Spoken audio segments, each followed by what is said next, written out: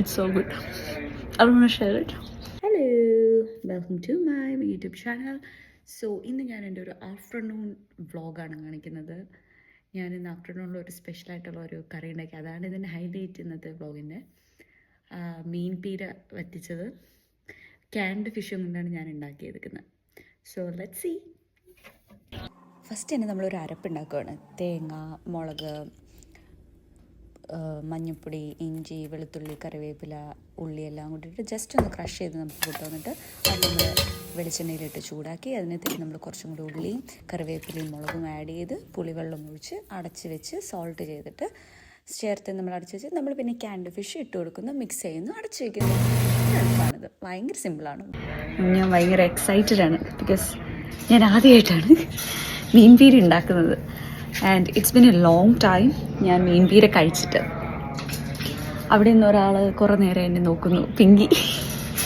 അവളെ ഞാൻ കാണിച്ചു തരാവേ. പിങ്കി, പിങ്കി ഒരു ഹായ് തന്നേ. ഹായ് കാണാമോ? ഓ യാ. അവൾ ഭയങ്കര അപ്സെറ്റാണ്. കാരണം അവളെയും കൂടെ ഞാൻ ഈ ഫ്രെയിമിൽ കയറ്റി കഴിഞ്ഞാൽ എനിക്ക് കഴിക്കാനൊന്നും ഉണ്ടാവില്ല. അവൾ തന്നെ എല്ലാം കഴിക്കും.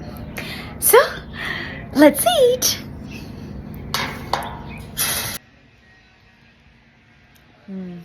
കൊള്ളാം, ഒത്തിട്ടുണ്ടേ.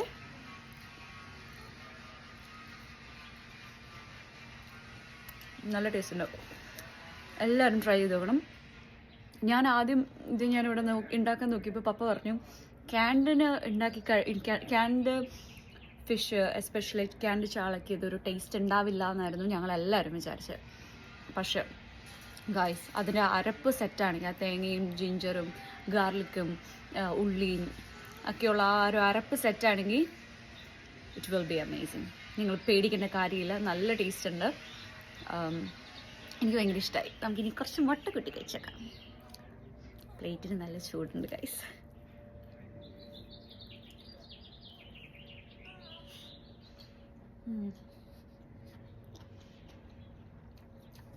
It's so good. I want to share it.